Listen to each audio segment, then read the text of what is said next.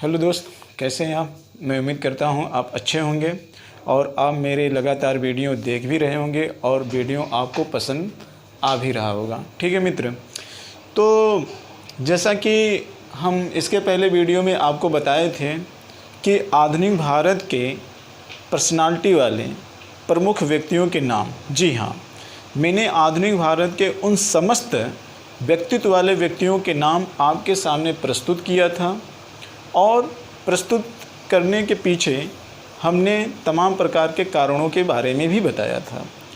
ठीक है मित्र, और आज जो मैं आपके सामने एक वीडियो लेकर आया हूँ, उन्हीं प्रमुख व्यक्तियों में से कुछ इम्पॉर्टेंट व्यक्तियों के नाम के साथ उनके जन्म स्थान और उनका जन्म एवं मृत्यु, ये 2 पॉइंटों के विशेष रूप से यहाँ पे चर्चा की जाएगी। देखिए मित्र, यहाँ पर जो मैंने चीज़ें लिखा है वह जन्म एवं मृत्यु और उनका जन्म कहाँ पर हुआ था, ये 2 चीज़ों पर यहाँ पर मैंने फोकस किया है। क्यों फोकस किया है इसके बारे में भी अभी बताएंगे। और जन्म और मृत्यु इनका याद करना आपके लिए कितना ज़्यादा इम्पॉर्टेंट है उसके भी बारे में हम यहाँ पर चर्चा करने वाले हैं। ठीक है, लेकिन ध्यान रखिएगा, इनके द्वारा जो कार्य किए गए हैं वो कार्यों की चर्चा आपको इस वीडियो में नहीं की जाएगी।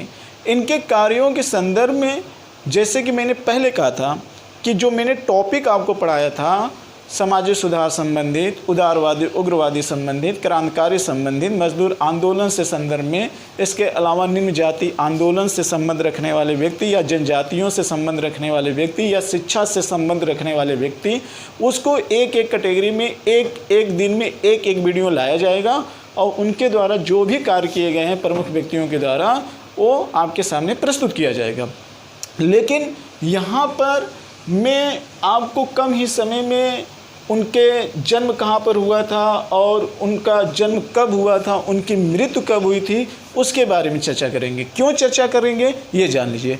देखिए मित्र, किसी भी व्यक्ति के कार्यों के बारे में अच्छे तरीके से समझना हो और उस समय इतिहास की प्रासंगिकता को समझना हो तो उसके जन्म और मृत्यु के बीच का समय आपको ज्ञात होना चाहिए कि आखिर में उस समय का दौर क्या चल रहा था और उसी समय का जो दौर चल रहा था समाज में, उसी को ध्यान में रखकर लोगों के द्वारा कार्य किए जाते हैं। तो इसका क्या मतलब? इसका मतलब यही है कि आगे जो मैं आपको वीडियो आएंगे, जो आपके आगे वीडियो इसके बाद आएंगे विभिन्न व्यक्तियों के कार्य के बारे में, तो कार्यों को आप तभी अच्छे तरीके से समझ पाओगे उनके, जब उनके कार्यकाल को जानोगे, यानी कि उनके जन्म और मृत्यु के बीच का समय जानोगे। तो उस समय का समाज का दौर कैसे चल रहा था, उसी से प्रेरित होकर वो व्यक्ति विभिन्न प्रकार के कार्य करेंगे ना। ठीक है, कि उस समय क्या परिस्थिति थी भारत की, उस समय समाज की स्थिति क्या थी, इसलिए उन व्यक्तियों का जन्म और मृत्यु के बीच का समय जानना आपके लिए क्या है, आवश्यक है। एक कारण। दूसरा कारण ये है, आपके एग्जाम में प्रश्न पूछे जाते हैं। जी हाँ, कई प्रश्न ऐसे पूछे जाते हैं कि निम्नलिखित व्यक्तियों का सही क्रम बताइए। जितने भी पर्सनालिटी वाले व्यक्ति होते हैं, इन व्यक्तियों का जन्म स्थान के आधार पर सही क्रम बताइए कि कौन व्यक्ति का जन्म पहले हुआ था और किस व्यक्ति का जन्म उसके बाद हुआ था। इस तरीके से भी प्रश्न पूछा जाता है। ठीक है, तो अगर कभी, जैसे आप ही ज़रा सोचिए, अगर आपसे कोई पूछ दे कि बताइए कि एक तरीके से कि भीमराव अंबेडकर उम्र में बड़े थे कि सुभाष चंद्र बोस बड़े थे, या तो इस तरीके से पूछ दिया जाए कि डॉक्टर राजेंद्र प्रसाद बड़े थे कि पंडित जवाहरलाल नेहरू बड़े थे, या तो इस तरीके से पूछ दिया जाए कि दादा भाई नौरोजी बड़े थे कि बाल गंगाधर तिलक बड़े थे। इस टाइप के अगर आपसे प्रश्न पूछा जाए तो आप बताने में क्या हो जाएंगे, असमर्थ हो जाएंगे। मुझे नहीं लगता है कि आप इस प्रश्न को आसानी से बता पाएंगे और आप पूरी हिस्ट्री रख देते हो, याद कर लेते हो कि बाल गंगाधर तिलक के द्वारा कौन कौन से कार्य किए थे, उनका कथन क्या था। ठीक है, उनका कथन क्या था, वो किस चीज़ की स्थापना किए हुए थे, लेकिन वो कथन किस दौर में कहे थे, वो कथन किस दौर में कहे थे, तो उस दौर के अकॉर्डिंग, उस समाज के अकॉर्डिंग वो कथन किए थे। तो ये जानना तो जरूरी है ना कि उनका जन्म कब हुआ था, ये जानना तो आवश्यक है। और ये भी जानना आवश्यक है कि आखिर में जिस समय बाल गंगाधर तिलक थे, तो क्या उस समय पंडित जवाहरलाल नेहरू और बाल गंगाधर तिलक क्या दोनों समकालीन थे? क्या महात्मा गांधी और बाल गंगाधर तिलक समकालीन थे? क्या मोहम्मद अली जिन्ना और महात्मा गांधी समकालीन थे? क्या दादा भाई नौरोजी और भगत सिंह, चंद्रशेखर आज़ाद क्या ये समकालीन थे? क्या एनी बेसेंट, सरोजिनी नायडू क्या ये समकालीन थे? तो कौन किसके समकालीन था, ये भी जानना आपके लिए क्या है, आवश्यक है। ठीक है, तो ये दूसरा हो गया। तीसरा चीज़ मैं आपको यहाँ पे बता देना चाहता हूँ कि तीसरा चीज़ यहाँ पे ये इम्पोर्टेंट है कि बहुत सारे ऐसे आधुनिक भारत के पर्सनालिटी वाले व्यक्ति हैं जिनका जन्म एक ही सन में हुआ है और मृत्यु भी एक ही सन में हुआ है। जी हाँ, बहुत सारे यहाँ पे नाम लिखे गए हैं कि जिनका जन्म एक ही सन में हुआ है और मृत्यु भी एक ही सन में हुआ है। वो कैसे, अभी उस चीज़ को हम यहाँ पे दिखा देंगे। अगर आप इस चीज़ को देखेंगे तो आपको देखने में मिल जाएगा कि कौन कौन से व्यक्ति ऐसे हैं कि जिनका जन्म एक ही सन में हुआ है। बहुत सारे ऐसे व्यक्ति हैं जिनका जन्म 1889 में हुआ है। बहुत सारे ऐसे व्यक्ति हैं कि जिनका मृत्यु 1931 में हुआ है। बहुत सारे ऐसे व्यक्ति हैं कि जिनका मृत्यु 1945 में हुआ है। और बड़ी इंटरेस्टिंग है कि उनमें आपस में अच्छा संबंध भी है। ठीक है, तो तुलनात्मक तरीके से आपको यह भी जानना होगा, ये भी जानना होगा। ठीक है, क्यों? क्योंकि ये जानना आवश्यक होगा कि आखिर में भाई एक महान पुरुष जब जन्म लेता है और जब वो युवा होता है तो उस समय समाज में किस प्रकार से वो परिवर्तन लाता है, और जब वो मर जाता है तो उस समय समाज के परिवर्तन में क्या बदलाव देखने को मिलते हैं, ये जानना आवश्यक है। ये जानना आपके लिए आवश्यक है। ठीक है, तो अगर आप इस चीज़ को समझ जाएंगे तो आपको इतिहास में पढ़ने में क्या हो जाएगा, और ज़्यादा इंटरेस्ट पैदा हो जाएगा।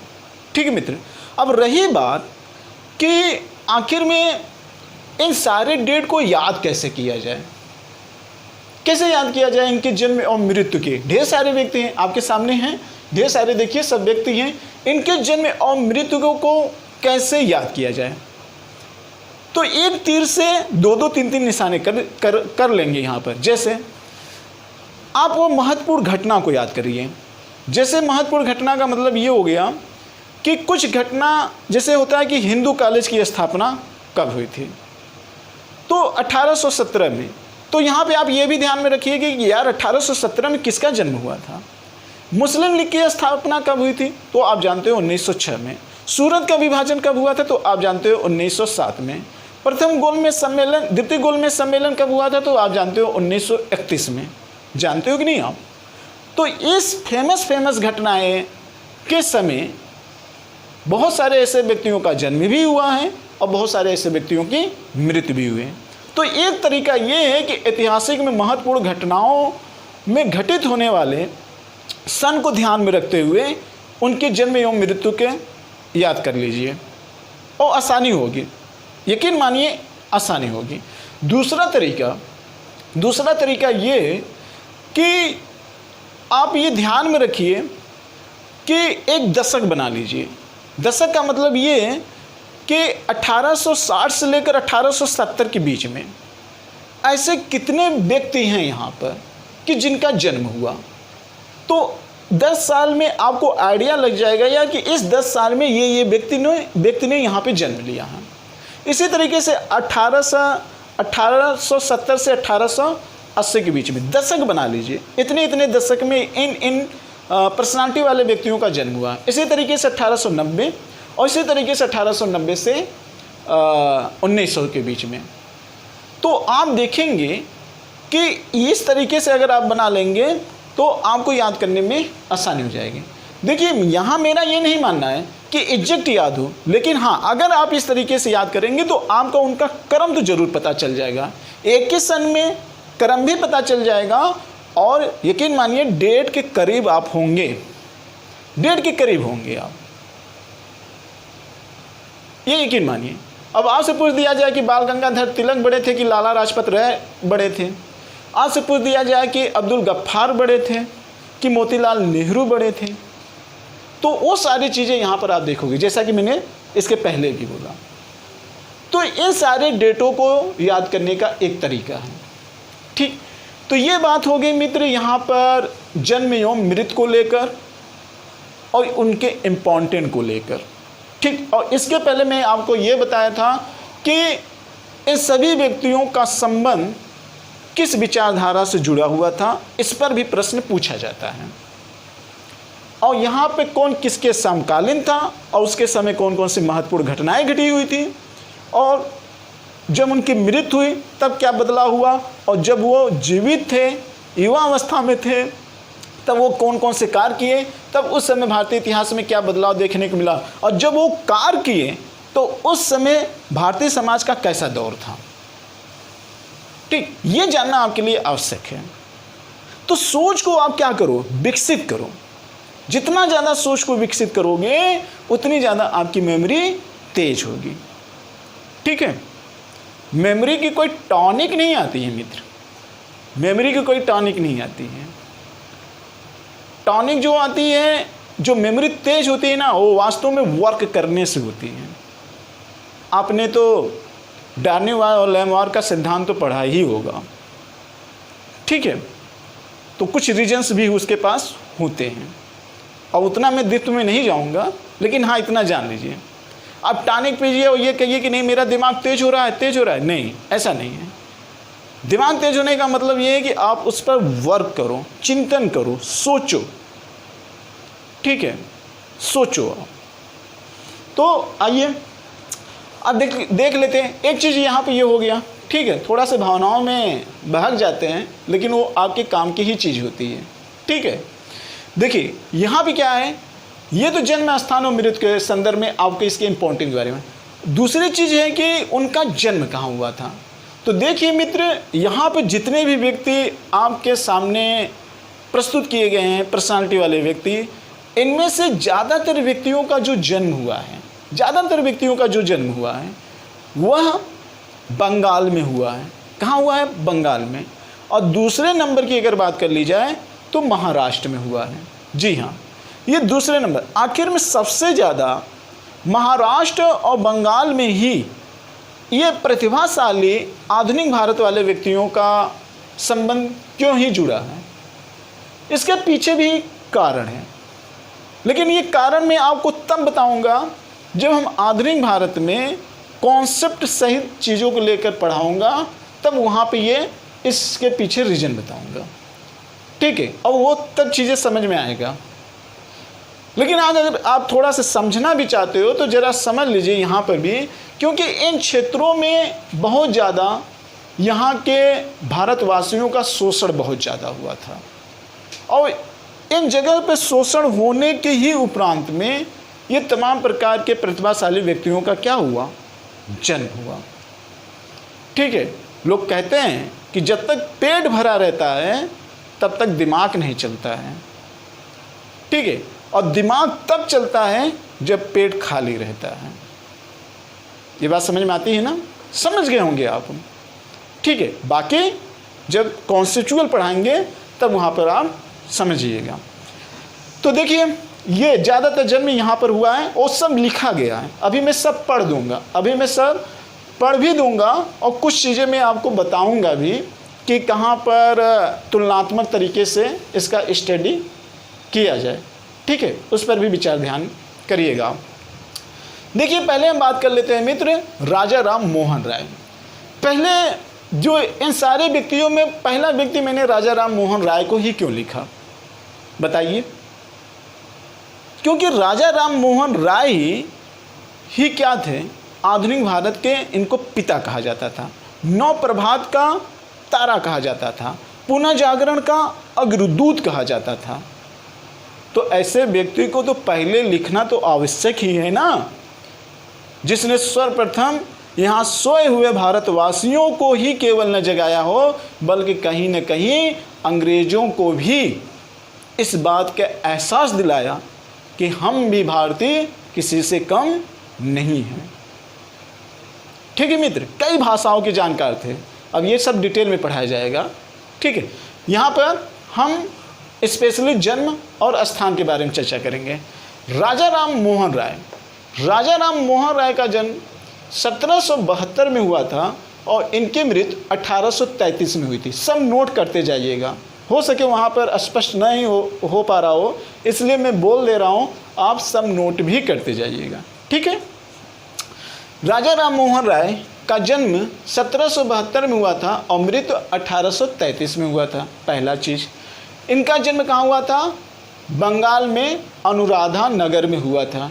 ठीक है, इस चीज़ को जानते रहिएगा।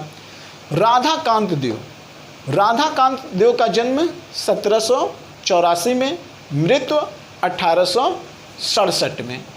अब 1784 में क्या आया था? सन 1784 में किसका? 1746 में पिट्स एक्ट था और 1784 के ही आसपास कहीं न वारेन हेस्टिंग्स का कार्यकाल समाप्त होता है, जो आपका बंगाल का गवर्नर जनरल था। तो इस तरीके से तुलनात्मक तरीके से आप जन्म और मृत्यु को याद करिएगा। और यहाँ पे 1867 लिखा गया है। 1867 में क्या हुआ था? 1867 में आप जानते हैं मुगल वंश का अंतिम शासक कौन था? कौन था? बहादुर शाह जफर। उसका पूरी तरीके से क्या कर दिया गया? एक तरीके से सत्ता से क्या कर दिया था? पूरी तरीके से हटा दिया गया था 1867 में। उसी समय इनकी राधाकांत देव की क्या हुई थी? मृत्यु हुई थी। आते हैं देवेंद्र नाथ टैगोर। देवेंद्र नाथ टैगोर का जन्म 1817 में हुआ था और मृत्यु 1905 में हुआ था। देवेंद्र नाथ टैगोर का, देवेंद्र नाथ टैगोर की मृत्यु 1905 में बंगाल का विभाजन हुआ था। जन्म कब हुआ था? 1817 में, जब हिंदू कॉलेज विश्वविद्यालय की स्थापना हुई थी कलकत्ता में। ठीक है, देवेंद्र नाथ टैगोर जन्म कहाँ हुआ था? बंगाल में। जैसा कि मैंने कहा, ज़्यादातर लोगों का जन्म बंगाल और महाराष्ट्र में हुआ था। ईश्वर चंद्र विद्यासागर का जन्म 1820 में और मृत्यु, ध्यान से सुनते जाइएगा मृत्यु, अगर आप इसको नहीं सुनेंगे तो आप ये सोचेंगे अरे ये हम सब नोट कर लेंगे, नहीं, बहुत दिक्कत होगी। इसलिए ध्यान से सुनिए, बड़ी मेहनत लगेगी आपको बनाने में, यकीन मानिए, और ख़ुद उतना नहीं समझ पाएंगे जितना हम यहाँ पे समझा देंगे। ठीक है, अब यहाँ भी देखिए, ईश्वर चंद्र विद्यासागर। ईश्वर चंद्र विद्यासागर का जन्म 1820 में हुआ था और मृत्यु 1891 में हुई थी। अब 1820 में कोई ऐतिहासिक महत्वपूर्ण घटना घटी थी? नहीं।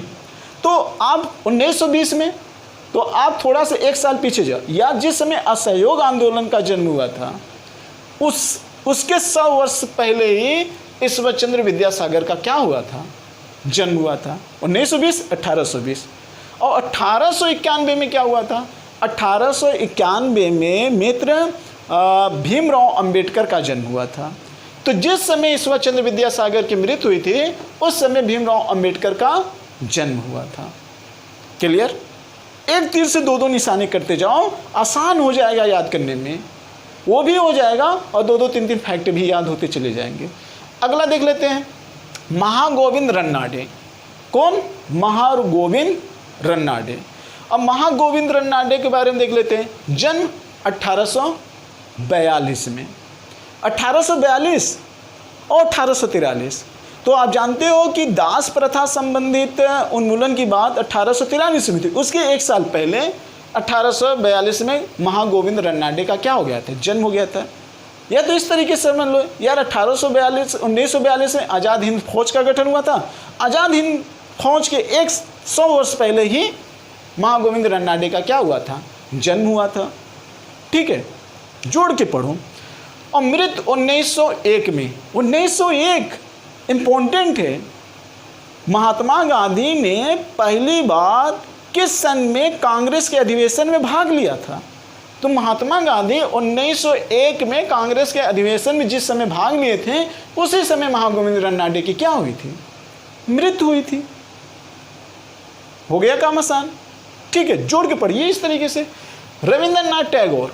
रविंद्रनाथ टैगोर का जन्म 1861 और मृत्यु 1941। तो 1861 में और लोगों का जन्म हुआ है। 1861 में ही शायद मोतीलाल नेहरू का भी जन्म हुआ है। तो जिस समय मोतीलाल नेहरू का जन्म हुआ है उसी समय रविंद्रनाथ टैगोर का भी जन्म हुआ है 1861। अब आप जानते हो 1861 और 62 में जैसे भारतीय दंड संहिता 1862 में आई थी, 1858 का अधिनियम, फिर 1862 का एक्ट के समय भारतीय दंड संहिता आई थी। उसी भारतीय दंड संहिता के आसपास इनका जन्म हुआ था और 1941 में इनकी क्या हुई थी, मृत्यु हुई थी। ठीक है, एक इधर है एक इधर है। और 1941 वही आज़ाद हिंद फौज के एक साल पहले रविंद्रनाथ टैगोर की क्या हो गई, यहाँ पे मृत्यु हो गई। क्लियर। स्वामी दयानंद सरस्वती का जन्म कब हुआ था मित्र? 1824 और 1883 में इनकी मृत्यु हुई थी। जन्म कहाँ हुआ था? गुजरात में हुआ था। ये थोड़ा सा ध्यान रखिएगा कि स्वामी दयानंद सरस्वती का जन्म कहाँ हुआ था? गुजरात में हुआ था। वही स्वामी दयानंद सरस्वती जिन्होंने नारा दिया था वेदों की ओर लौटो, और जिन्होंने 1875 में आर्य समाज की स्थापना किया था। और उसी आर्य समाज की जब उन्होंने स्थापना किया तो उसके 7 साल बाद इनकी क्या हो गई? मृत्यु हो गई। क्लियर। 7 साल बाद ही इनकी क्या हो गई? स्वामी दयानंद सरस्वती की मृत्यु हो गई। 75 में स्थापना किए और 83 में इनकी क्या होगी? मृत्यु होगी। ठीक। अब अगला देख लेते हैं स्वामी विवेकानंद का जन्म 1863 में हुआ था और मृत्यु 1901। और किसकी 1901 में मृत्यु हुई थी? अभी मैंने बताया 1901 में और किसकी मृत्यु हुई थी? तो महागोविंद रन्नाडे की जिस समय मृत्यु हुई थी उसी समय स्वामी विवेकानंद की मृत्यु हुई थी 1901 में। लेकिन जन्म में क्या है? अंतर है। इनका जन्म 1842 में, इनका जन्म 1863 में। बहुत कम आयु जिए थे, 38 और 39 साल तक ही ये जीवित रहे। ठीक है। तो घटनाओं से घटनाओं को जोड़िए और व्यक्तियों के आपस में जन्म और मृत्यु को भी आपस में जोड़िए, आसान हो जाएगा याद करने में। बता पाओ या ना बता पाओ, लेकिन हाँ इस तरीके से अगर आप पढ़ोगे तो आपका कॉन्सेप्ट मजबूत होगा और कॉन्सेप्ट के बल पर आप एग्जाम में सवाल को हल कर लोगे। मैं यकीन के साथ कह सकता हूँ। आप बताओ या ना बताओ, लेकिन अगर इस तरीके से पढ़ लोगे तो एग्जाम में आप सवाल जरूर हल करके आओगे। और कुछ सवाल तो ऐसे रहेंगे कि आपको याद नहीं रहेंगे, लेकिन तुलना करके अगर आप पढ़े रहोगे तो उसके माध्यम से अगला सवाल हल हो जाता है। क्लियर। अब देख लेते हैं सर सैयद अहमद खां, जन्म 1817 में। इसके पहले भी 1817 में किसी का जन्म हुआ था ऊपर, जब हिंदू कॉलेज की विश्वविद्यालय की स्थापना हुई थी। ठीक है। तो 1817 यहाँ पे देख लेते हैं। 1817 किनका जन्म हुआ था? सर सैयद अहमद खां का जन्म कब हुआ था? 1817। और इनकी मृत्यु कब हुई थी? 1898 में। तो हिंदू कॉलेज विश्वविद्यालय की स्थापना कब हुई थी? 1817 में ही हुई थी ना, 1817 में ही हुई थी। ठीक है। तो इससे जोड़कर आप यहाँ पे पढ़ लीजिएगा, ये चीज़ थोड़ा सा ध्यान में रखिएगा। हाँ, यहाँ पे देखिए मित्र, देवेंद्र नाथ टैगोर का जन्म 1817 में भी हुआ है और यहाँ पर 1817 में किसका जन्म हुआ है? सर सैयद अहमद खां। तो आप ये जो नोट्स है ना, इसको और स्पेशल तरीके से बना सकते हो। कैसे बना सकते हो? जैसे मैं बता रहा हूँ वैसे बना सकते हो, तुलनात्मक तरीके से। ठीक। अगला देख लेते हैं, मृत्यु कब हुई थी? 1898 में। मृत्यु कब हुई थी? 1898 में हुई थी। ठीक है। जन्म इनका दिल्ली में हुआ था। ये थोड़ा सा आप याद कर लीजिएगा, इनका जन्म कहाँ पर हुआ था? दिल्ली। देखिए, कलकत्ता और महाराष्ट्र याद करना आसान है, लेकिन जो साइड में कुछ लोग हैं जैसे दिल्ली, गुजरात, पंजाब, तमिलनाडु, पटना, उनका आपको मैं बताता चलूँगा। क्यों? क्योंकि कभी कभी सम्मिलित करने के लिए आ जाता है कि इनका संबंध किस स्थान से था। चंद्रशेखर आज़ाद, भीमराव अंबेडकर ऐसे व्यक्ति हैं जो थोड़ा महाराष्ट्र और कलकत्ता के अलावा अलग अलग जगहों पे इनका संबंध जुड़ा हुआ है। ठीक है। तो उनको हम बताते चलेंगे। अब देख लेते हैं दादा भाई नौरोजी, वायो वृद्ध कहा जाता है दादा भाई नौरोजी। और दादा भाई नौरोजी का जन्म कब हुआ था? 1825 में। और मृत्यु कब हुई थी? 1917 में। अब 1917 में बताइए, मॉन्टेग्यू चेम्सफोर्ड का सुधार आया था कि नहीं आया था? आया था। तो जिस समय मॉन्टेग्यू चेम्सफोर्ड का सुधार आया था, उसके पहले यहाँ पे दादा भाई नौरोजी की क्या हो गई? मृत्यु हो गई, जिन्होंने धन निष्कासन का क्या दिया था? सिद्धांत दिया था। और वयोवृद्ध या ओल्ड मैन के नाम से भी इनको जाना जाता था। और मैं आपको बता दूं कि जितने भी व्यक्ति यहाँ पर आप लिखे हो, उनमें से लगभग सबसे ज़्यादा उम्र दराज टाइप के व्यक्ति यही थे। सिर्फ एक व्यक्ति इनमें से ऐसा है जो दादा भाई नौरोजी से उम्र में बड़ा है। ठीक है, ये लगभग 92 वर्ष जिए हैं, 92 साल हैं। लेकिन अब्दुल गफ्फार जो हैं वो कितने साल जिए थे? 98 वर्ष जिए थे। कितने वर्ष? 98 वर्ष जिए थे।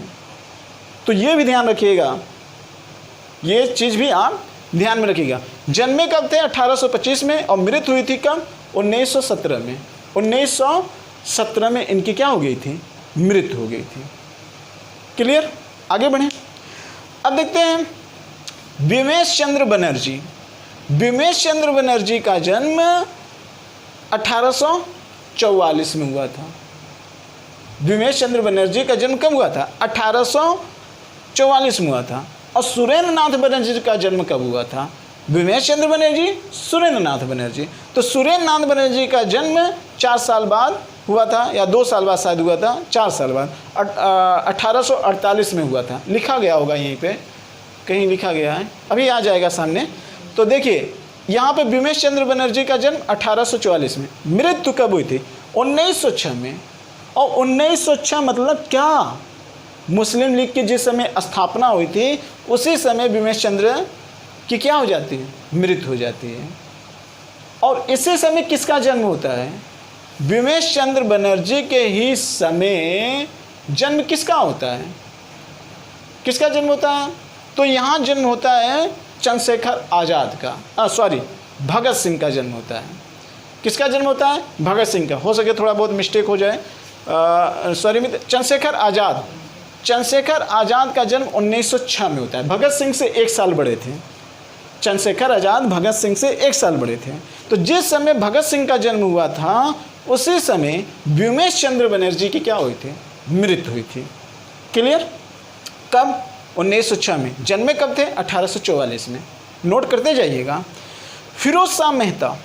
फिरोज शाह मेहता का जन्म 1845 में हुआ था और मृत्यु 1915। वही 1915 जिस समय महात्मा गांधी साउथ अफ्रीका से कहाँ आए हुए थे?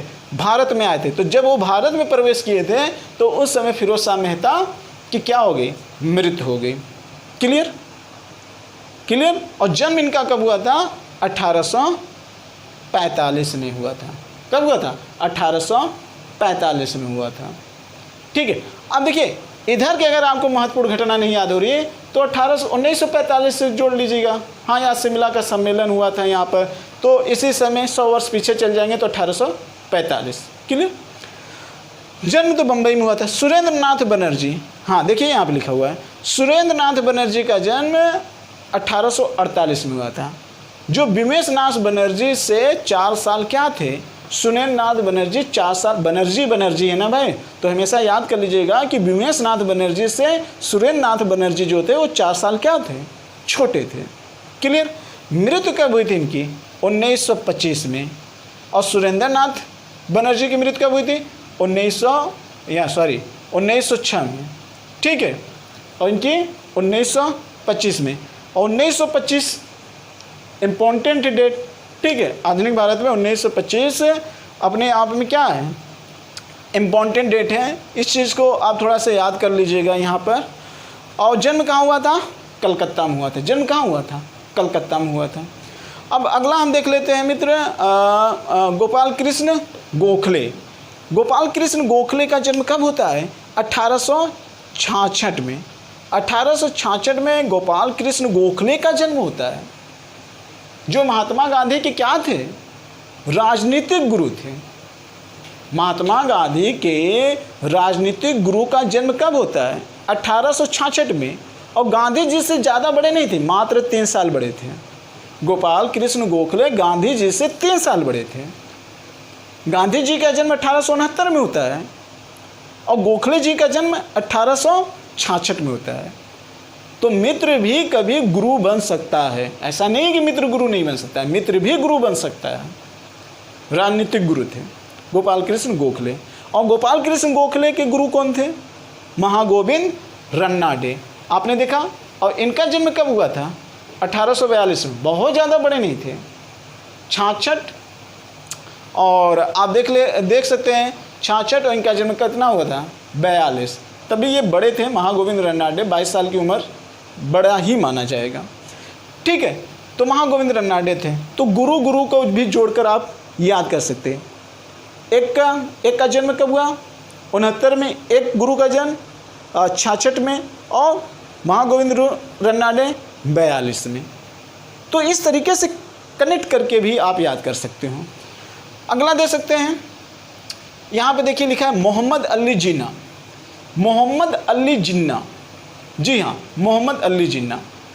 तो 3 तिकड़ी होती है, उन 3 तिकड़ियों के भी आधार पर आप याद कर सकते हो। मोहम्मद अली जिन्ना, सरदार वल्लभ भाई पटेल और पंडित जवाहरलाल नेहरू। तो इनका भी तिकड़ी भिड़ाकर आप याद कर सकते हो। लेकिन फिलहाल अभी हम देखते हैं यहाँ पे मोहम्मद अली जिन्ना का जन्म कब हुआ? 1876 में। और मृत्यु कब हुई थी? जिस समय गांधी जी की मृत्यु जिस सन में होती है 1948 में, उसी समय मोहम्मद अली जिन्ना की भी मृत्यु हो जाती है। और सरदार वल्लभ भाई पटेल की मृत्यु 1950 में, यानी मोहम्मद अली जिन्ना से 2 साल। ठीक है, और पंडित जवाहरलाल नेहरू की मृत्यु 1964 में होती है।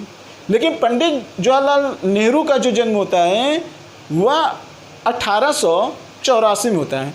मोहम्मद अली जिन्ना लगभग आप मान के चलिए कि इनसे कितने साल बड़े होते हैं?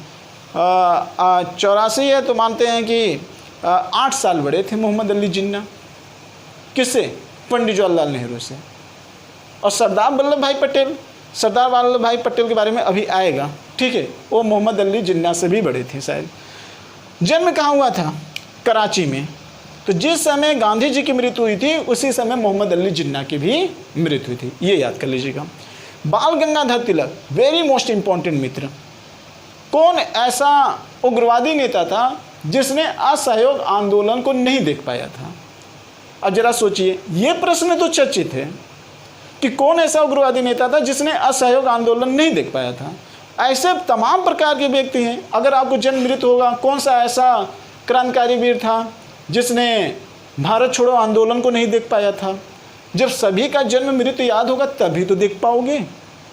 कौन ऐसा व्यक्ति था इनमें से जो 1857 की क्रांति को नहीं देख पाया था? जब आप जानते रहोगे तभी तो हल कर पाओगे। जब बाल गंगाधर तिलक का पूछ सकता है तो बाकी का नहीं पूछ सकता है। पूछा गया एग्जाम में कि कौन ऐसे नेता थे कि जो असहयोग आंदोलन को नहीं देख पाए थे, तो यहाँ पर बाल गंगाधर तिलक थे।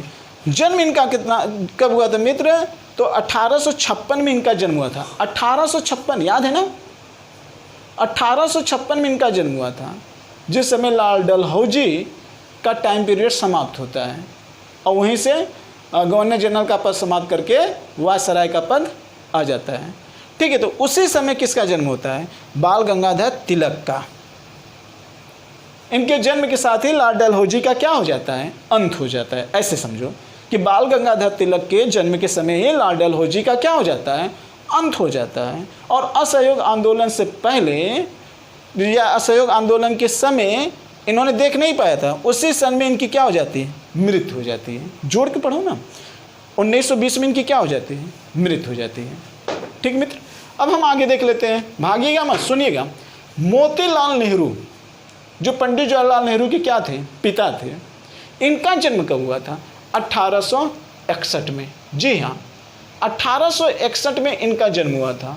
और किसका 1800 जन्म हुआ था? अभी मैंने बताया था कि रविंद्रनाथ टैगोर का जन्म 1861 में हुआ था और मोतीलाल नेहरू का भी जन्म 1861 में हुआ था। ध्यान में रखिएगा कि इनकी मृत्यु 1931 में हो गई थी। मोतीलाल नेहरू की मृत्यु 1931 में हो गई थी और इसी 1931 में और किसकी मृत्यु हुई है? इसी 1931 में भगत सिंह की भी मृत्यु हुई है और चंद्रशेखर आजाद की भी मृत्यु हुई है। जी हाँ,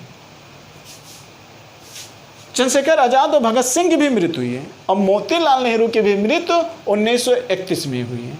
ये बात अलग है कि मोतीलाल नेहरू 1861 में जन्म लिए थे, चंद्रशेखर आज़ाद जो जन्म लिए थे वो 1906 में और भगत सिंह 1907 में लिए थे, यानी कि ये सब युवा ही अवस्था में ही इनकी मृत्यु हो गई थी और ये अपने आप में एक तरीके से वृद्धावस्था में थे। लेकिन सन 1931 ही है। ठीक है, अब देख लेते हैं C.R. दास। देखिए C.R. दास, आपने C.R. दास, चित्तरंजन दास, जिसने स्वराज पार्टी के जिसने अध्यक्षता की थी और स्वराज पार्टी की अध्यक्षता की 1 साल बाद इनकी मृत्यु हो जाती है। इनका जन्म कब होता है? 1870 में और 1925 में इनकी क्या हो जाती है? मृत्यु हो जाती है। स्वराज पार्टी की स्थापना 1923 में करते हैं और मृत्यु इनकी 1925 में हो जाती है। ठीक है, और इसी के साथ स्वराज पार्टी क्या हो जाता है? क्या हो जाता है? कमज़ोर हो जाता है, कमज़ोर पड़ने लगता है। ठीक है, इस चीज़ को ध्यान में रखिएगा। और आपको याद नहीं होगा, सबसे पहले भारतीय महिला सरोजिनी नायडू 1925 में कानपुर में ही कांग्रेस अधिवेशन की अध्यक्ष बनी थी। तो यहाँ पर थोड़ा सा मुझे 1925 यहाँ पर देखिए कहीं था, अभी मैंने देखा था 1925 में एक व्यक्ति और था जिनका मृत्यु हुआ था। यहाँ पे देखिए सुरेंद्र नाथ बनर्जी, इनका मृत्यु कब हुआ था? 1925 में हुआ था। तो C.R. दास की भी मृत्यु कब हुई थी? 1925 में हुई थी। क्लियर? तो इसको अगर आप थोड़ा सा और सरलीकरण कर लोगे तो आपको याद करने में क्या हो जाएगी? आसानी हो जाएगी। लेकिन मैं बता रहा हूँ ताकि आपके याद करने की सुविधा में आसानी हो और आप इसको नोट्स और भी शार्ट बना सकते हो अपने समझने के लिए। ठीक है, अगला देख लेते हैं अरविंद घोष। अरविंद घोष नाम तो सुने होंगे आप अरविंद घोष का। ये भी क्रांतिकारी में क्या थे? लिप्त थे, बाद में छोड़ दिए थे। अरविंद घोष का जन्म कब हुआ था? मृत्यु तो मित्र 1872 में इनका जन्म हुआ था और 1872 में आप जानते हो कि 1872 में ही आप जानते हो मैरिज अंतर्जातीय विवाह का प्रचलन लाया गया था इस समय। ठीक है, ये चीज़ आप भारतीय गवर्नर जनरल वायसराय में पढ़े भी होंगे। अब यहाँ पे देखते हैं 1950 में इनकी क्या हो जाती है? मृत्यु हो जाती है। और 1950 में किसकी मृत्यु होती है? डॉक्टर राजेंद्र प्रसाद की भी 1950 में ही मृत्यु हो जाती है। किसकी? डॉक्टर राजेंद्र प्रसाद की भी 1950 सॉरी डॉक्टर राजेंद्र प्रसाद की नहीं, सरदार वल्लभ भाई पटेल की भी मृत्यु 1950 में होती है। क्लियर? जन्म कलकत्ता, तमाम व्यक्तियों का नाम यहाँ पे कलकत्ता में ही होता है। श्री राजगोपालाचारी, इनका जन्म कब होता है? 1878 में होता है। तो ये दोनों में थोड़ा सा ध्यान रखिएगा। यहाँ पे C.R. दास 1870 में स्वराज पार्टी की इन्होंने स्थापना की थी। जन्म इनका बंगाल में हुआ था, लेकिन इनका जन्म जो हुआ था तमिलनाडु में हुआ था। जी हाँ, ये नाम तो जरूर आप याद कर लीजिएगा क्योंकि ये बहुत इम्पोर्टेंट नाम है। ये स्वतंत्र भारत के, आप कह सकते हो कि स्वतंत्र भारत के प्रथम भारतीय गवर्नर जनरल एवं अंतिम गवर्नर जनरल भारतीय थे, श्री राजगोपालाचारी। क्लियर? और दूसरी चीज़ आपको मैं ये भी बता दूं कि संविधान सभा के अस्थायी अध्यक्ष भी ये थे। ठीक है, एक आध दो फैक्ट लेते चलो ना यार, तभी क्लास इंटरेस्ट बना रहेगा। अब देख लेते हैं खान अब्दुल गफ्फार, जिनको लाल कुर्ती के भी नाम से जाना जाता है। ठीक है, इनका गुजरात में एक बहुत बड़ा योगदान है। सीमांत गांधी के नाम से भी इनको जाना जाता है। ठीक है, ये थोड़ा सा याद देनी है। बारदोली के आंदोलन में इनका बहुत ज़्यादा इम्पोर्टेंट था। ठीक है, तो ये थोड़ा सा ध्यान में रखिएगा। सविनय अवज्ञा आंदोलन के समय इनका बहुत बड़ा योगदान था। सीमांत गांधी के नाम से इनको जाना जाता है। इनका जन्म 1890 में हुआ था और मृत्यु इनकी 1988 में हुई थी। जी हाँ, 1988 में इनकी मृत्यु हुई थी। यही वो व्यक्ति थे जो लगभग 98 साल तक जीवित थे। 98 साल तक जीवित थे। जितने भी आप व्यक्ति इसमें देख रहे हो सबसे ज़्यादा उम्र दराज व्यक्ति यही थे। ठीक है, काफ़ी अच्छे थे। इसके बाद देख लेते हैं सरदार वल्लभ भाई पटेल। जैसे देखिए मैंने आपको बताया था 1875 में इनका जन्म होता था। 1875 का मतलब जिस समय आर्य समाज की स्थापना हुई थी उसी समय सरदार वल्लभ भाई पटेल का जन्म होता है और 1950 में इनकी मृत्यु हो जाती है। और किसकी मृत्यु 1950 में, आप देखिए यहाँ पर अरविंद घोष की। जिस समय सरदार वल्लभ पटेल की मृत्यु होती है उसी समय अरविंद घोष की जन्म होती है, लेकिन इनका जन्म 72 में होता है और इनका जन्म 1875 जिस समय आर्य समाज की स्थापना होती है। अब थोड़ा सा देख लेते हैं, जो तिकड़ी मैंने बताया था सरदार वल्लभ भाई पटेल, मोहम्मद अली जिन्ना और किसके पंडित जवाहरलाल नेहरू, तो इन तीनों तिकड़ी में सबसे छोटे कौन थे? पंडित जवाहरलाल नेहरू, जिनका जन्म 1884 में हुआ था। और मोहम्मद अली जिन्ना का जन्म कब हुआ था मित्र? 1876 में। एक साल सरदार वल्लभ भाई पटेल मोहम्मद अली जिन्ना से क्या थे? बड़े थे और 2 साल अधिक जीवित भी हुए। उनकी मृत्यु गांधी, जिस समय गांधी की मृत्यु हुई थी उसी समय उनकी मृत्यु हो गई थी ना, मोहम्मद अली जिन्ना। तो 69 में आप देखेंगे गांधी जी मतलब कि लगभग 6-7 साल मान के चलते हैं कवरेज में सरदार वल्लभ भाई पटेल और मोहम्मद अली जिन्ना, यानी कि एक तरीके से मान सकते हैं कि मित्रता ही है। और पंडित जवाहरलाल नेहरू क्या थे? बहुत छोटे थे, हैं तो तिकड़ी है मोहम्मद अली जिन्ना, पंडित जवाहरलाल नेहरू और सरदार वल्लभ भाई पटेल। क्यों तिकड़ी में बोल रहा? क्योंकि जिस समय भारत स्वतंत्र हो रहा था तो उस समय महात्मा गांधी भारत का विभाजन नहीं चाह रहे थे, तो ये तीनों प्रधानमंत्री के दावे बन रहे थे उस समय, इसलिए मैं इनको एक तिकड़ी के रूप में देख रहा हूँ। लेकिन पंडित जवाहरलाल नेहरू बहुत ज़्यादा छोटे थे। सरदार वल्लभ भाई पटेल और मोहम्मद अली जिन्ना और महात्मा गांधी को आप कह सकते हो कि ये आपस में समकालीन थे। 4 साल 2 साल का अंतर था। 69 में महात्मा गांधी का जन्म हुआ था 1869 में, 75 में सरदार वल्लभ भाई पटेल का, और 1876 में किनका जन्म हुआ था? मोहम्मद अली जिन्ना का। और पंडित जवाहरलाल नेहरू का तो 1884 में हुआ था। ठीक है, तो आप समझ सकते हैं कि सरदार वल्लभ भाई पटेल एक कड़ी के रूप में थे पंडित जवाहरलाल नेहरू और महात्मा गांधी के बीच में। अब आगे देख लेते हैं मित्र, आगे देख लेते हैं सुभाष चंद्र बोस। सुभाष चंद्र बोस का तो नाम कौन नहीं जानता है, सभी जानते हैं। सुभाष चंद्र बोस का जन्म मित्र 1897 में होता है। 1897 में सुभाष चंद्र बोस का जन्म होता है और 1945 में इनकी मृत्यु हो जाती है। बड़ी इंटरेस्टिंग कहानी है। 1897 में सुभाष चंद्र बोस का क्या होता है?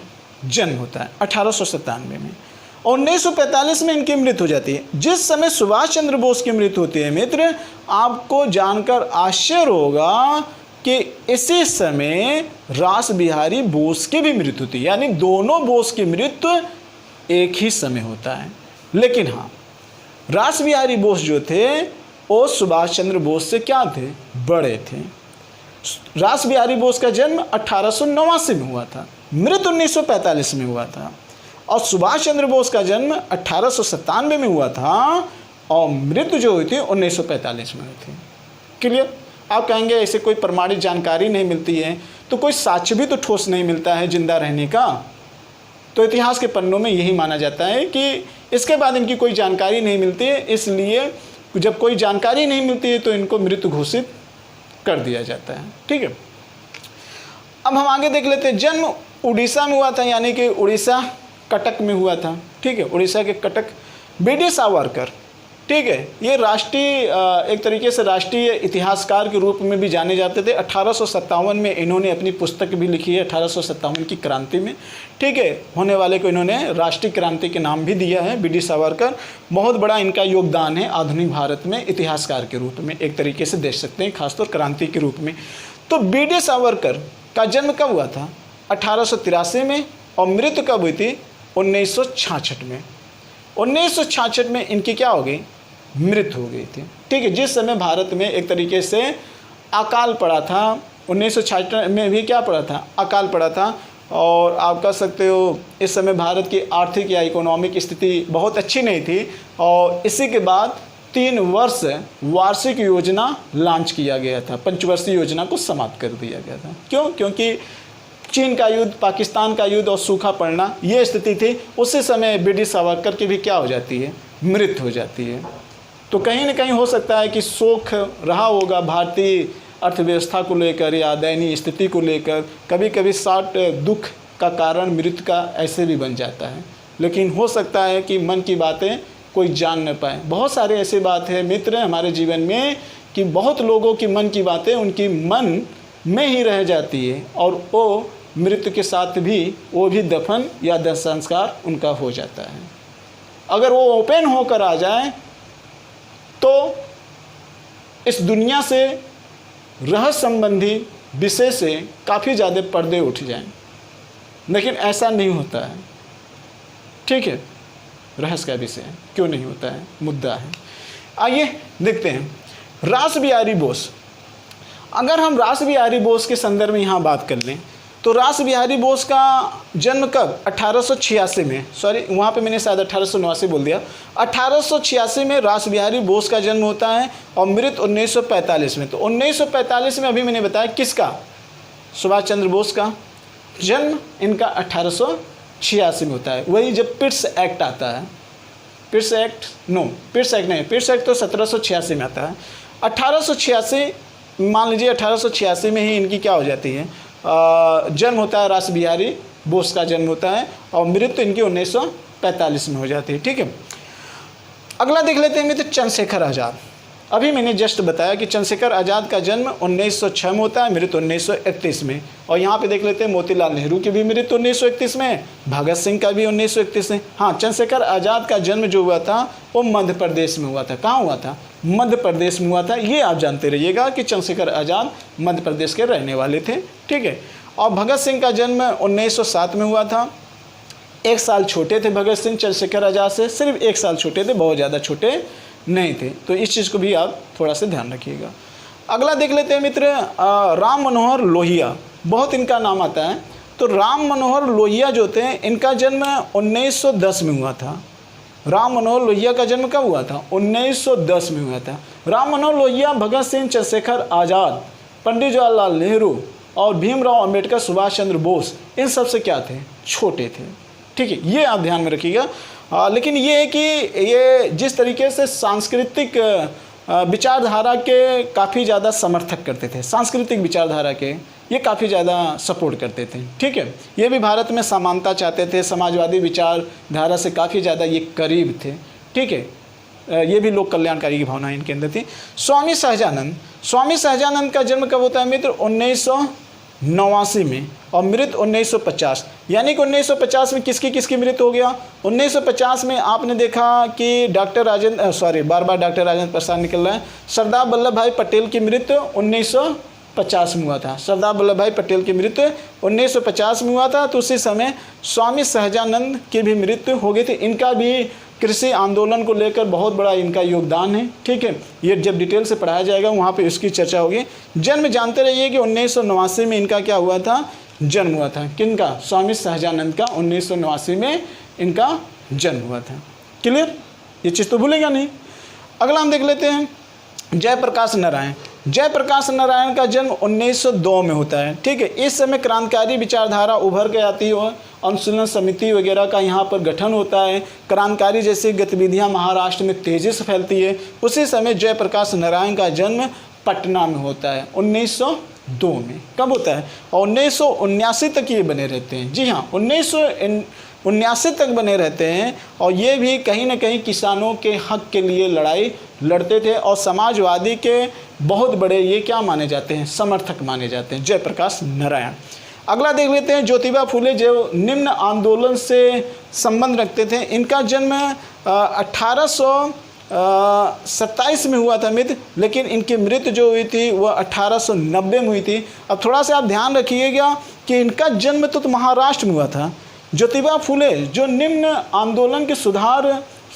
जातियों के सुधार के लिए आंदोलन चलाए थे, जिस समय इनकी मृत्यु होती है उसके 1 साल बाद ही भीमराव अंबेडकर का जन्म हो जाता है।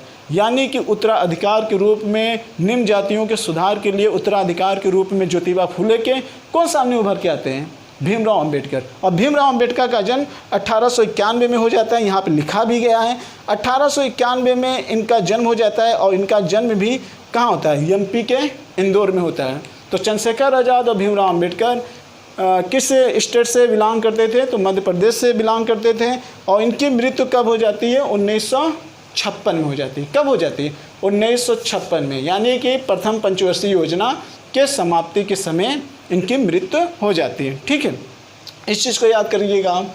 अब इसके बाद देखिए मित्र, ये जो आपके सामने लिखे गए हैं ये तो बहुत ज़्यादा मैं तो इम्पोर्टेंट यहाँ तक नहीं समझता हूँ, लेकिन फिर भी आपको ये चीज़ भी जानना आवश्यक है, क्योंकि आयोग कहाँ से प्रश्न उठा के पूछ दे कोई निश्चित नहीं है। अगर वो है सिलेबस में तो उसका हक बनता है पूछने का, और आपका भी हक बनता है पढ़ने का। इसलिए मेरा भी हक बनता है आपको उस चीज़ से अवगत कराने का। ठीक है, तो अब यहाँ पे देखिए शिक्षा से जुड़े हुए तमाम प्रकार के व्यक्ति हैं, तो मैं फटाफट इस चीज़ को पढ़ दे रहा हूँ। फटाफट पढ़ूंगा, क्यों? क्योंकि एग्ज़ाम के दृष्टि में कम ही पूछे जाते हैं, लेकिन मैं ये भी नहीं कह सकता हूँ कि ये नहीं पूछे जा सकते हैं। अब देखिए चार्ल्स ग्रांट का जन्म 1746 में हुआ था। ठीक है मित्र, और मृत्यु इनकी 1823 में हुई थी। जन्म इनका स्कॉटलैंड में हुआ था। कहाँ पर हुआ था? स्कॉटलैंड में हुआ था। किसका? चार्ल्स ग्रांट का हुआ था। अगला देख लेते हैं विलियम जोन्स का जन्म 1746 में हुआ था और मृत्यु लगभग 1794 में हुआ था। यहाँ पे लिखा है 1794। 1794 में विलियम जोन्स की मृत्यु हुई थी और जन्म ये कहाँ लिए थे? 1746 में। ठीक है, अगला देख लेते हैं डेविड हेयर का जो जन्म होता है वो 1775 में होता है और 1842 में इसकी मृत्यु हो जाती है। डेविड हेयर, ठीक है, सब शिक्षा से जुड़े हुए हैं। हेनरी डेरोजियो, ये बहुत इंपॉर्टेंट है। जी हाँ, इंपॉर्टेंट इसलिए है क्योंकि राजा राम मोहन राय इसको बहुत ज़्यादा मानते थे और ये राजा राम मोहन का कहीं ना कहीं बहुत बड़ा फॉलोअर था।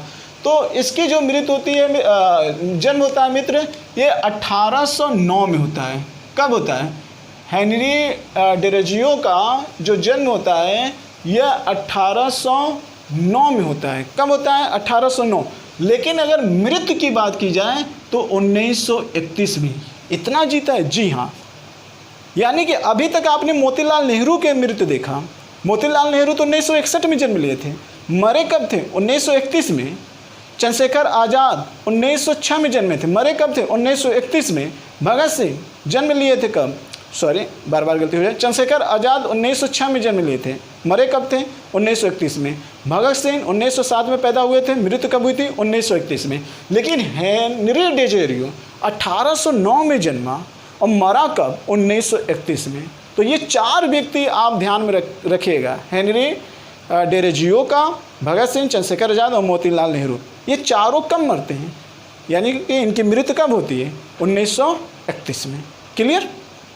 और ये बहुत बड़े फॉलोअर थे किसके? राजा राम मोहन राय के। ठीक है, अब देखते हैं, ये इंपॉर्टेंट है मित्र, आया हुआ एग्जाम में और आएगा भी। अब यहाँ पे देखते हैं जोनाथन डक्कन, 1756 में इनका जन्म होता है और 1811 में इनकी मृत्यु हो जाती है।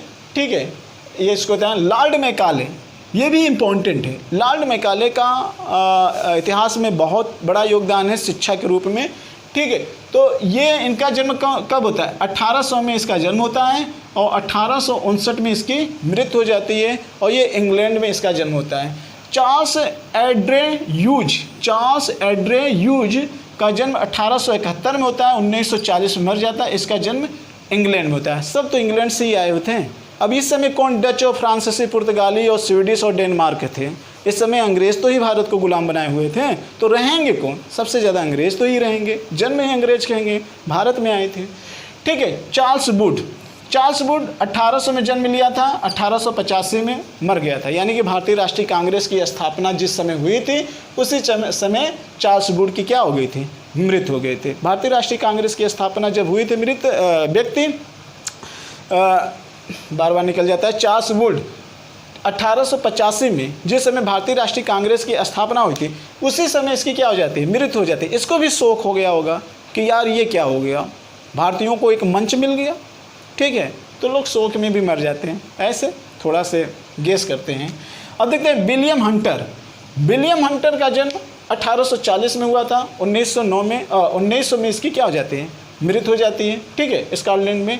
सर्वपल्ली राधाकृष्णन इम्पॉर्टेंट है मित्र, सर्वपल्ली राधाकृष्णन ये इम्पॉर्टेंट है। इन्होंने भारतीय तिरंगे का क्या किया था? स्वरूप तैयार किया था एक तरीके से, और उन्होंने परिभाषित भी किया था कि भारतीय तिरंगे के जितने भी पार्ट हैं उनका अपना क्या क्या भारत के लिए क्या क्या संदेश या क्या क्या उपदेश देते थे, ये डॉक्टर राधा सर्वपल्ली कृष्णन ही इस चीज़ को बताए थे। ठीक है, इस चीज़ को ध्यान में रखिएगा आप।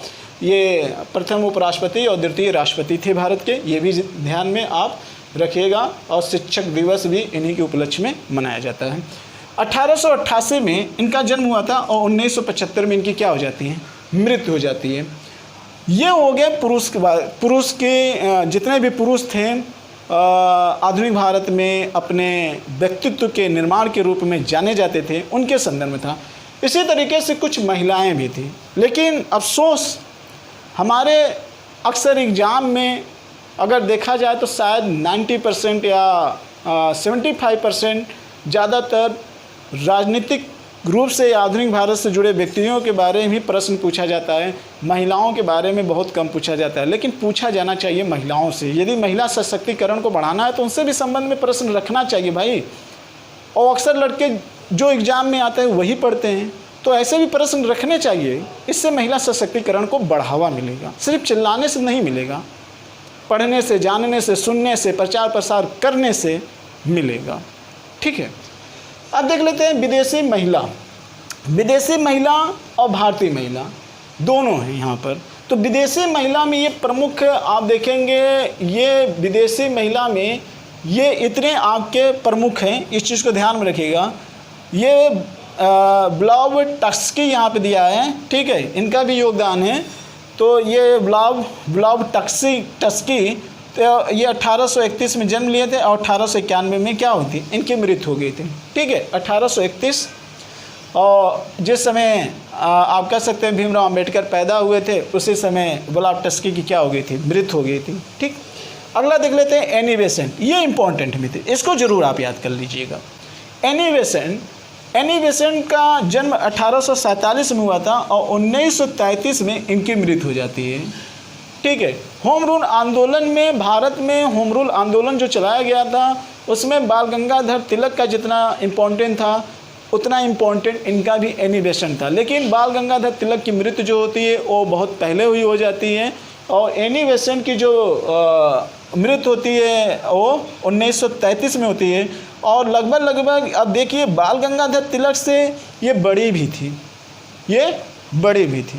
ठीक है, इनका जन्म 1847 में हुआ है। अब बाल गंगाधर तिलक का जन्म कब हुआ है बताइए, भूल गए? अभी तो बताया था ना, 1856 में। और मृत्यु भी उनकी हो जाती है 1820 में, 1920 में। ऐसा क्यों? देखिए मित्र, अब चलो कभी बताएंगे। एनी बेसेंट, ये बात हो गया, इतनी समझ में आ गई। ये जरूर आप याद कर लीजिएगा। इनका जन्म लंदन में हुआ था। इन्होंने भारतीय के लिए काफ़ी ज़्यादा काम किया था। उदारवाद विचारधारा से ये ताल्लुक़ रखती थी। ठीक है, आगे चलकर बाल गंगाधर उग्रवादी उदारवादी दोनों की विचारधाराओं में कुछ लेकर टकराव और मनमुटाव भी था। अब देखिए यहाँ पर है सिस्टर निवेदिता। इनका जन्म 1867 में हुआ था, मृत्यु 1911 में हो गया था। लॉर्ड हार्डिंग के द्वारा, लॉर्ड हार्डिंग पर बम फेंका गया था ना 1911 में। और जो बंगाल और बिहार को भी जब अलग किया गया था तो 1911 में ये प्रस्ताव आया भी था। ठीक है, तो उसी समय सिस्टर निवेदिता की क्या हो गई थी, मृत्यु हो गई थी। रहने वाले कहाँ थे, आयरलैंड की रहने वाली थी। इसके बाद देखते हैं मैडलिन स्लेड। 1892 में इनका जन्म हुआ था, 1982 में यह मृत्यु हो गई थी। इनका भी जन्म कहाँ हुआ था, इंग्लैंड में हुआ था। तो Madeleine Slade, sister Nivedita, Annie Besant और ब्लावटस्की, ये 4 विदेशी महिला थी जिनमें से सबसे ज़्यादा प्रश्न पूछा गया है। तो एनी बेसेंट से प्रश्न यहाँ पे आया हुआ है और कभी कभार जो आया है वो ब्लावटस्की से प्रश्न पूछा गया। बाकी इन दोनों से प्रश्न मेरे नज़रों में अभी तक आया नहीं है। ठीक है, या मैंने कभी देखा नहीं है, लेकिन इन दोनों से प्रश्न पूछा गया है। अब देख लेते हैं कि यहाँ पर भारतीय महिला जो आधुनिक भारत में, इनका भी बहुत ज़्यादा इम्पोर्टेंट है। ठीक है, लेकिन इनकी महत्ता छुप जाती है। क्यों? क्योंकि ये एक तरीके से क्या है, भारत देश पुरुषार्थों का देश है। तो महिला सशक्तिकरण बढ़ाना है भाई, तो इनके भी महत्ता को आपको दिखाना चाहिए। ठीक है, खोज के ला कर दिखाना चाहिए, सिलेबस में शामिल करना चाहिए, तभी तो महिला सशक्तिकरण को बढ़ावा मिलेगा। ठीक है, अब देखते हैं बेगम हजरत महल। जन्म जन्म इनका 1820 में और मृत 1820 में जन्म हुआ था। 1879 में इनके क्या हो गए थे, मृत हो गए थे। बेगम हजरत महल अवध के नवाब की क्या थी, ये पत्नी थी। सावित्रीबाई फुले 1831 में जन्म हुआ था और 1857 में इनकी क्या हो गई थी, मृत हो गई थी। महारानी लक्ष्मीबाई जन्म 1835 में, मृत 1858 में हो गया था। ठीक है, इस चीज़ को देखते चलिएगा। जन्म इनका कहाँ हुआ था, महारानी लक्ष्मीबाई का वाराणसी में हुआ था। रामाबाई रन्नाडे जन्म 1863, मृत 1924 में हुआ था, महाराष्ट्र में। अब यहाँ पर है रमावार्ड नाम लिखा गया है। तो इनका जन्म 1858 में, मृत 1922 में हुआ था, महाराष्ट्र से जुड़ा। तो मैंने जैसा पहले कहा है कि जितने भी यहाँ पर लिखे गए हैं इनमें सबसे ज़्यादा संबंध महाराष्ट्र और कलकत्ता से जुड़ा है, और जो अलग चीज़ें बताई गई हैं उनका जन्म किसी का एमपी में, तो वो चीज़ें मैंने आपको दर्शा दिया है। ठीक है, सर सैयद अहमद खां कहाँ जन्मे थे, दिल्ली में जन्म लिए थे। और चंद्रशेखर आज़ाद, भीमराव अम्बेडकर मध्य प्रदेश में। जयप्रकाश नारायण कहाँ जन्मे थे, तो पटना में। ठीक है, तो इनका मैंने जिक्र किया है, लेकिन यहाँ पे लिखा भी गया है कि सबसे ज़्यादा कहाँ किसका जन्म हुआ है। ठीक है, अब यहाँ पे देख लेते हैं कस्तूरबा गांधी 1869 से 1944 में। ठीक है, जन्म कहाँ हुआ है, गुजरात में। अब एक देखिए यहाँ पर इनका भी नाम आता है भीकाजी कामा, बहुत ज़्यादा इम्पोर्टेंट है। भीकाजी कामा से काफ़ी ज़्यादा प्रश्न पूछा जाता है। ये एक्चुअली में आप कह सकते हैं कि ये भारतीय तिरंगे के स्वरूप तैयार करने वाली एक तरीके से भारतीय महिला थी, लेकिन इन्होंने विदेश में तैयार किया हुआ था भारतीय तिरंगे स्वरूप। 1861 में इनका जन्म हुआ था, यानी कि उसी समय जन्म हुआ था जिस समय मोतीलाल नेहरू का जन्म हुआ था। ठीक है, और रविंद्रनाथ टैगोर का जन्म हुआ था, उसी समय भीकाजी कामा का जन्म हुआ था। 1936 में इनकी मृत्यु हो जाती है। कस्तूरबा गांधी के बारे में तो मैंने बता दिया आपको। ठीक है, अब ये है मातंगी हजारा, इनका जन्म 1870 में और मृत्यु 1942 में हुआ था। ठीक है, सरोजिनी नायडू आपके लिए इम्पॉर्टेंट है, जो इम्पॉर्टेंट है उसको मैं टिक करता चला जा रहा हूँ। सरोजिनी नायडू का जन्म 1879 में हुआ था और मृत्यु 1949 में हुआ था। 1949 में जन्म 1879 और मृत्यु 1949 में हुआ था। ठीक है, और इनका जन्म कहाँ हुआ था, हैदराबाद में। ध्यान में रखिएगा, सरोजिनी नायडू का जन्म कहाँ हुआ था, हैदराबाद। इम्पॉर्टेंट है मित्र, इस चीज़ को नोट कर लीजिएगा। इसके बाद आते हैं सुचेता कृपलानी, ये भी आपके एग्जाम में कई बार पूछा गया है।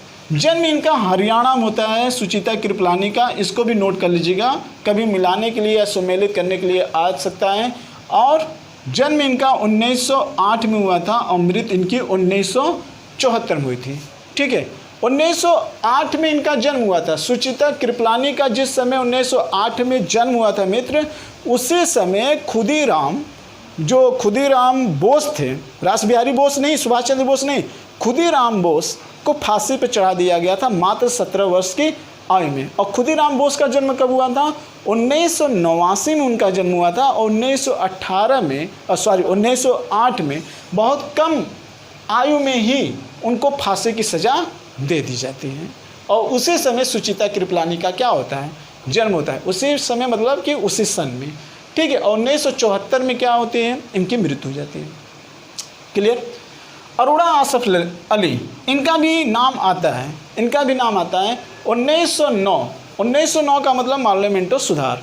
ठीक है, मार्लियामेंटो सुधार के समय इनका जन्म होता है और 1996 में इनकी क्या हो जाती है, मृत्यु हो जाती है।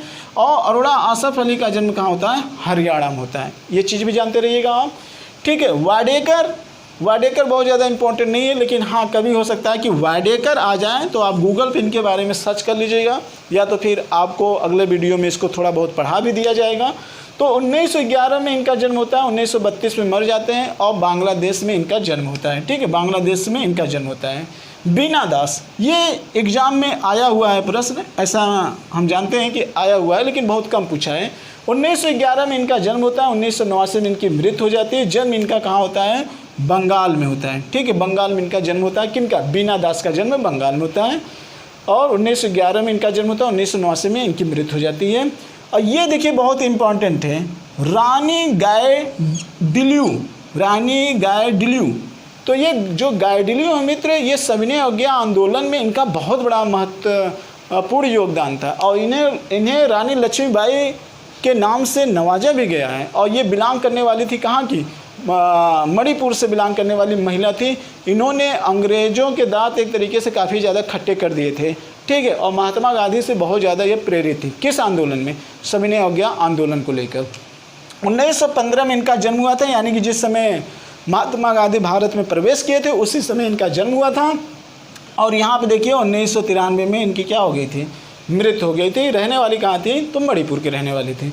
उषा मेहता जो थी, इनका जन्म 1920 यानी जिस समय असहयोग आंदोलन हुआ था उस समय इनका जन्म हुआ था। जन्म इनका सूरत में हुआ था और मृत्यु इनका सन 2000 में हो गया था, ठीक है मित्र। तो मैं उम्मीद करता हूँ कि ये वीडियो आपको अच्छा लगा होगा।